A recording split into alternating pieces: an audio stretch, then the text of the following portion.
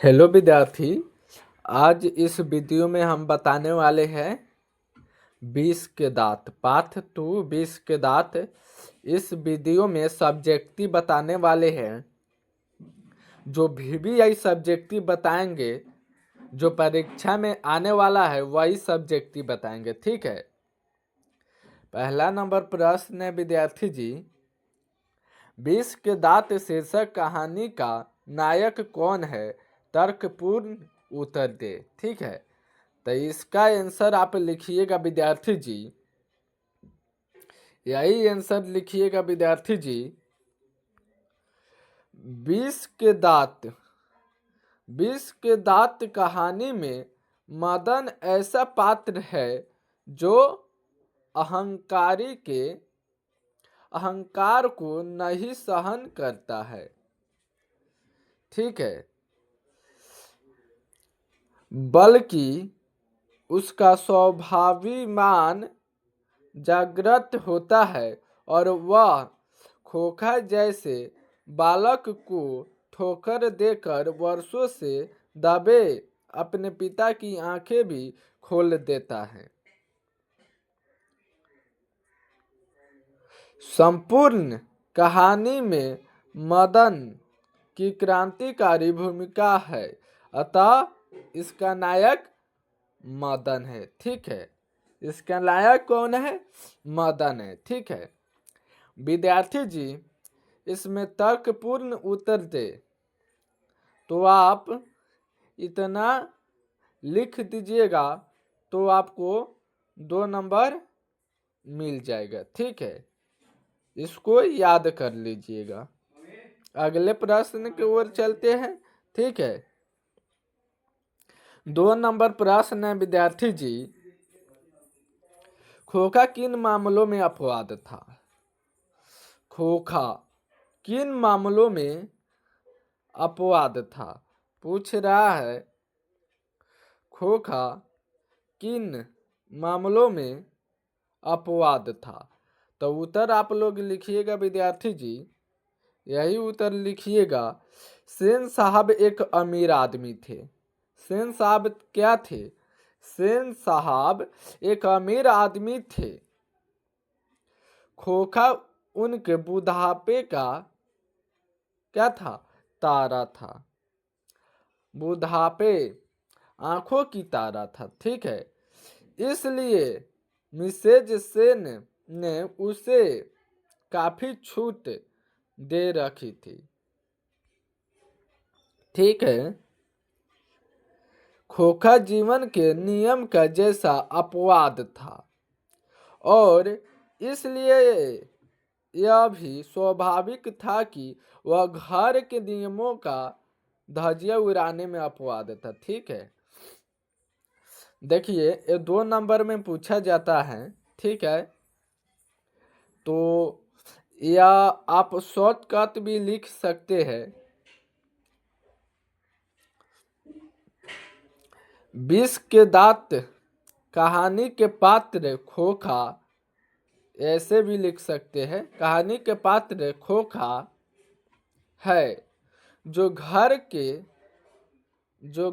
के नियमों को धज्जियां उड़ाने में अपवाद था, अपवाद है। ठीक है। ऐसे भी लिख सकते हैं। तो आपका 2 नंबर कोई भी नहीं काटेगा। ठीक है। आपका 2 नंबर मिल जाएगा। विद्यार्थी जी सपोर्ट करें कि ये से बेहतर हम आपके सामने आए और बेहतर शिक्षा दे, पढ़ाए, सपोर्ट करे विद्यार्थी जी। ठीक है। अगले प्रश्न की ओर चलते हैं। 3 नंबर प्रश्न है विद्यार्थी जी, 20 के दांत शीर्षक की सार्थकता स्पष्ट कीजिए। क्या कह रहा है? 20 के दांत शीर्षक की सार्थकता स्पष्ट कीजिए। तो विद्यार्थी जी, ये आपका ज्यादा ना यहाँ तक लिख दीजिएगा तो आपका मिल जाएगा 2 नंबर। ठीक है। विष के दांत शीर्षक महल और झोपड़ी की लड़ाई की कहानी है। विष के दांत है ना, विष के दांत महल और झोपड़ी, महल और झोपड़ी की लड़ाई की कहानी है। ठीक है। मदन द्वारा पीते जाने पर खोखा के जो दांत टूट जाते हैं वे अमीरों की प्रदर्शन प्रियता और गरीबों पर उनके अत्याचार के विरुद्ध एक चेतावनी सख्त विद्रोह है। यह इस कहानी का लक्ष्य है। अतः निस्संदेह कहा जा सकता है कि विष के दांत इस दृष्टि से 12 ही सार्थक शीर्षक है।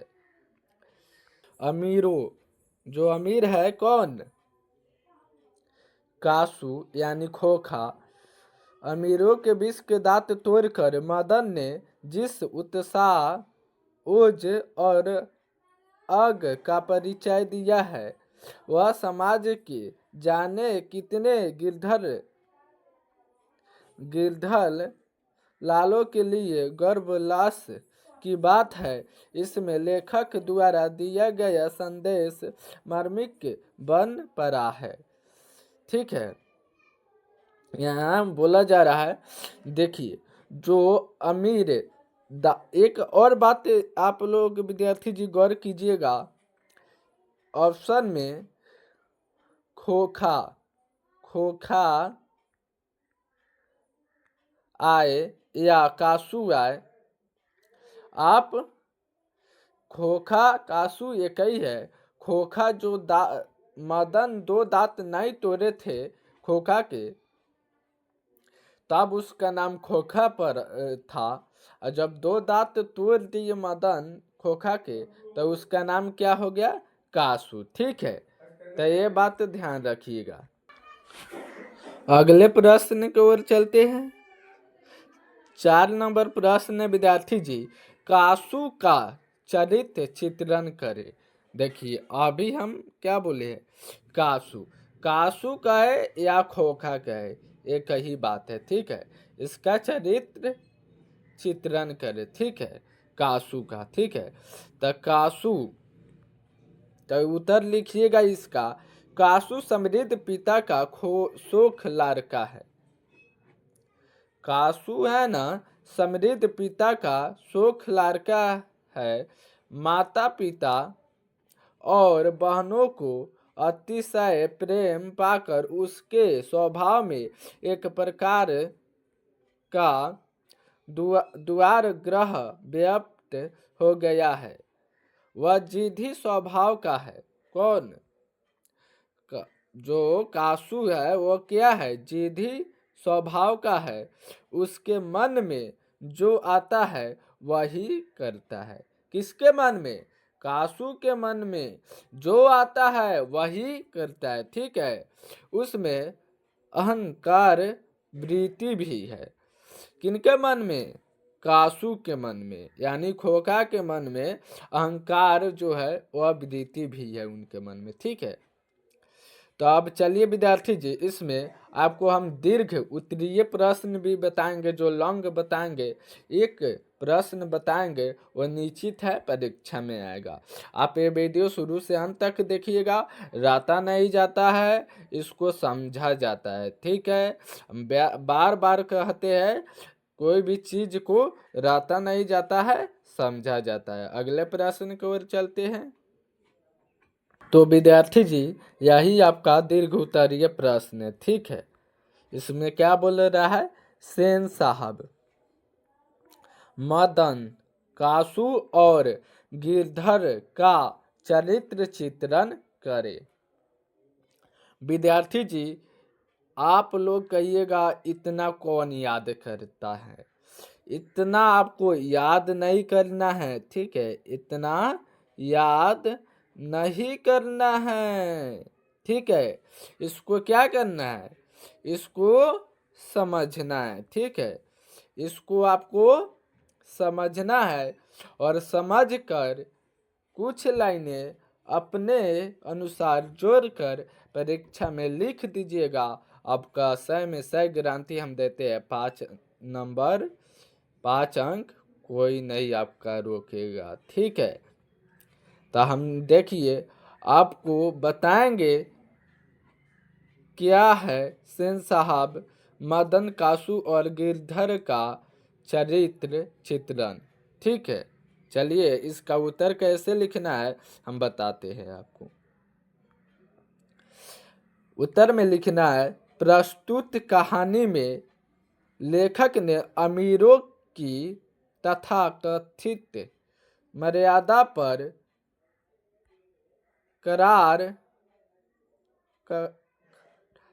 करारा व्यंग किया है। क्या कह रहा है? अमीरों की, क्या कह रहा है? अमीरों की तथाकथित मर्यादा पर करारा व्यंग किया है। क्या किया है? करारा व्यंग किया है। महल और झोपड़ी की लड़ाई में महल की खिली उड़ान हो, इस कहानी में कहानीकार का मुख्य संदेश है। सेन साहब प्रदर्शन प्रिय अमीर आदमी है। सेन साहब क्या है? प्रदर्शन प्रिय अमीर आदमी है। वे गरीबों का शोषण करके उन्हें प्रातःवृत्त करके अपनी प्रतिष्ठा स्थापित करने वाले ब्रह्माडंबर से युक्त धनी आदमी के रूप में दिखाए गए हैं। खोखा महल में रहकर लाड़ प्यार से बिगड़ा हुआ बड़े बाप की औलाद के रूप में चित्रित है। वह अहंकारी बालक है।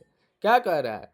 खोखा जो है महल में रहकर, खोखा है जो महल में रहकर बिगड़ा हुआ बड़े बाप की औलाद के रूप में चित्रित है, ठीक है। चित्रित है। आगे चलिए, वह अहंकारी भी है। वह क्या है? अहंकारी बालक है। वह देश का प्रतीक है।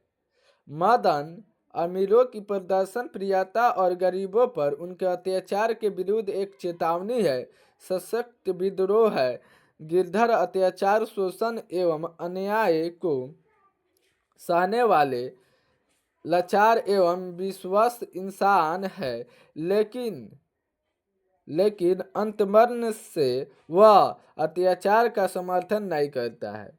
लेकिन वो है जो है ना गिरधर लाल, वो अपनी गरीबी को देखकर जो उसका बैकग्राउंड अपना देखता है और उसी के कारण वो अत्याचार का समर्थन नहीं करता है, ठीक है, बल्कि उसका प्रतिकार करने की इच्छा रखता है। वैसे तो कहानी में कई पात्र आए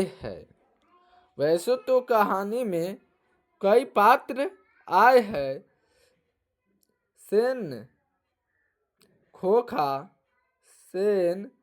खोखा, गिरधर लाल आदि, मगर सभी पात्रों में यह मदन का ही चरित्र है। सभी पात्रों में मगर यहाँ मदन का ही चरित्र है। किसका है? मदन का चरित्र है, ठीक है, जो सर्वाधिक प्रभावशाली है।